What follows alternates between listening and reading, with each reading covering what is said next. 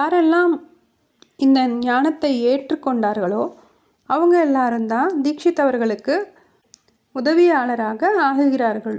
எந்த சகோதரர்கள் சுறுசுறுப்பான சகயோகிகளாக இருந்தாங்களோ அவங்க தாதா லேக்ராஜ் பிரம்மா அவர்கள் மூலமாக சிவத்தந்தை கூறிய முரளியின் ஆதாரத்தில் இவர் சரீரத்தில் சிவத்தந்தையுடைய சாக்கார பார்ட் நடக்கிறத ஏற்றுக்கிறாங்க.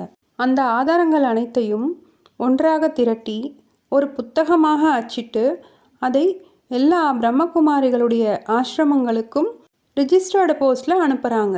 அப்படி என்ன ஆதாரத்தில் சிவத்தந்தையுடைய பாட்டு தொடர்கிறது அப்படின்னு அவங்க புரிஞ்சுக்கிட்டாங்க அப்படின்னா, பிரம்மா பாபாவிற்கு பிறகு சங்கரிலும் சென்று சேவை செய்ய வேண்டியுள்ளது அப்படின்னு சிவபாபாவே சொல்லியிருக்காரு.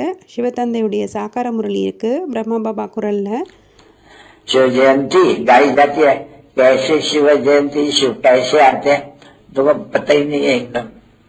भले पता नहीं क्या क्या शिव पहाड़ फलाने रखे तो बहुत है, उनमें कुछ ऐसी कोई बात हो ही नहीं सकती है। यहाँ तो शिव बाबा के पिछाड़ी में बात तो जरूरी चाहिए। जो बाबा ने बहुत समझा है देवताओं के लिए भी कि त्रिमूर्ति दुर्मा क्यों कहते हैं। त्रिमूर्ति बड़ा तो शंकर है नहीं सबसे, क्योंकि नेक्स्ट टू बाबा ने समझा है, नेक्स्ट टू शिव पीछे है शंकर। क्योंकि बाबा को तो आकर के संस्कार किया उसी रूप से, उनको अपना शरीर नहीं। शंकर जिसका बहुत पाप छोड़ा है वो फिर भी चोला ले लेते हैं, इसलिए उसको भगवान ही कहा जाते हैं।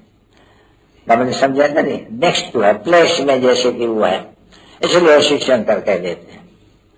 तो ये तो तुम बच्चे जानते हो, सो भी समझाने में सुनते हो जिस समय में, उस समय में तो अच्छा लगता है, फिर भूल जाते हो, बहुत भूल जाते हो।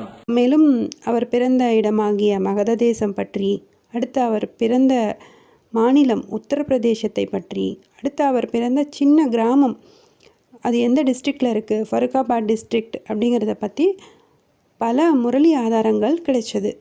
அதையெல்லாம் பேஸ் பண்ணி தான் சிவத்தந்தையுடைய பார்ட்டு சேவக்ராமிற்கு பிறகு சேவக்ராமுடைய மறுபிறவியாகிய வீரேந்திர தேவ் தீக்ஷித் அவர்கள் மூலமாக தொடர்கிறது. பிரம்மா பாபாவிற்கு பிறகு அடுத்த சாக்கார ரதம் இவர் தான் அப்படிங்கிறத அவங்க புரிஞ்சுக்கிறாங்க, ஏற்றுக்கிறாங்க. இந்த முரளி ஆதாரங்கள் எல்லாம் நம்ம அடுத்த பகுதியில் விரிவாக பார்க்கலாம்.